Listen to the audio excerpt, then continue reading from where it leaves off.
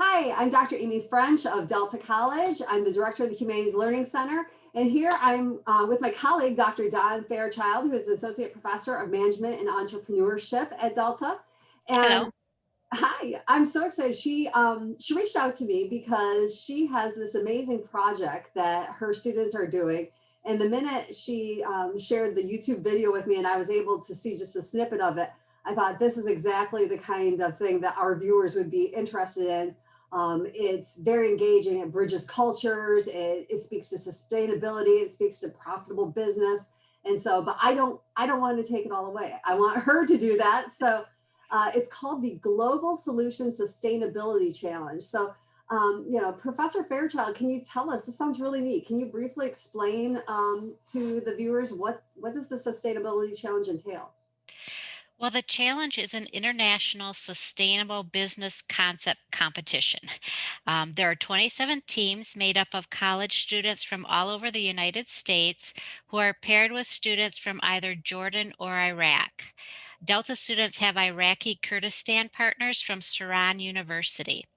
The teams work through the process of human centered design, which is often called design thinking, and they interview people in their communities to determine what problems exist with respect to sustainability.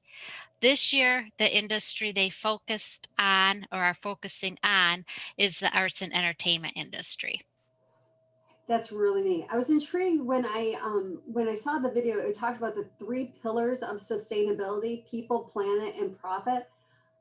Do students find it difficult to balance these three goals? Is this Well, the challenge doesn't require students to include all three pillars. okay? The problem students choose to solve, either in Kurdistan, the Great Lakes Bay region, or in both, determines which pillar of sustainability. Sabir, the facilitator for Kurdistan students, and I discussed the concept of all three with the team. So, which one are you guys doing? They don't know yet. Oh, yes. Okay. Why did you think this was a good project for the students? What about this? I'm sure there's different things that one can pick from. So what drew you to this? Well, it isn't often students can afford to travel abroad, and in fact, neither can I. This gives them the opportunity to learn about another country and the people living there. They are developing marketable skills like problem solving and leadership, virtual team building, and as well as the concepts that I teach in my entrepreneurship courses, like opportunity recognition, sustainability, social entrepreneurship, design thinking, business concept development, pitching business concepts, and a lot more than that.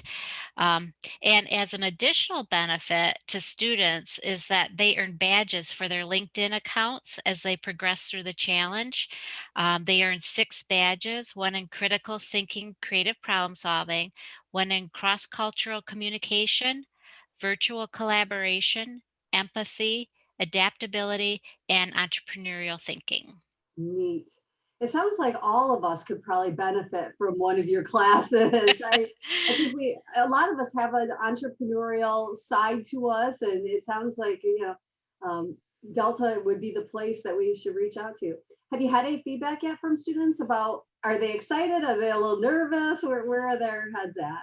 Well, it's interesting. At the beginning of the challenge, it officially started September 27th. And I would hear our students say things like, I didn't know they got snow. I thought Iraq was a desert, but they have leaves that change color.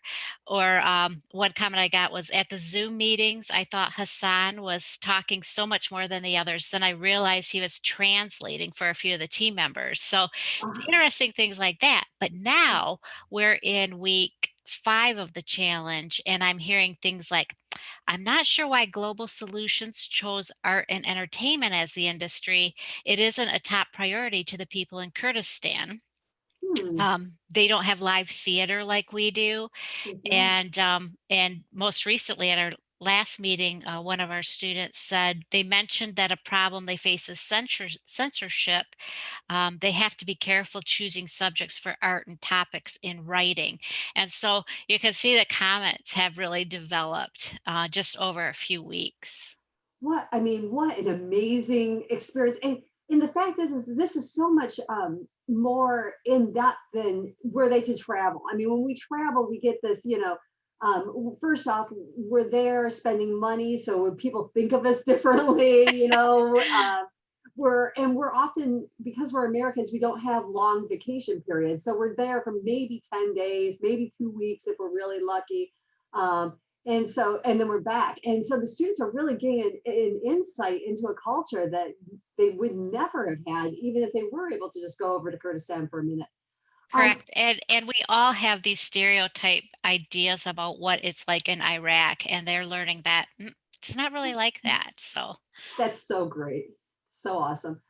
Can you give us any hints about what sustainability issue our students chose? yeah, this is a big week for the team, and when I say team, I mean the whole thing, the Iraqi students and ours, because they have to submit their problem statement to Global Solutions at the end of this week. And I believe they've narrowed down to two. Lack of resources as in arts and entertainment, that's problem one they're looking at. And the other is limited freedom of expression.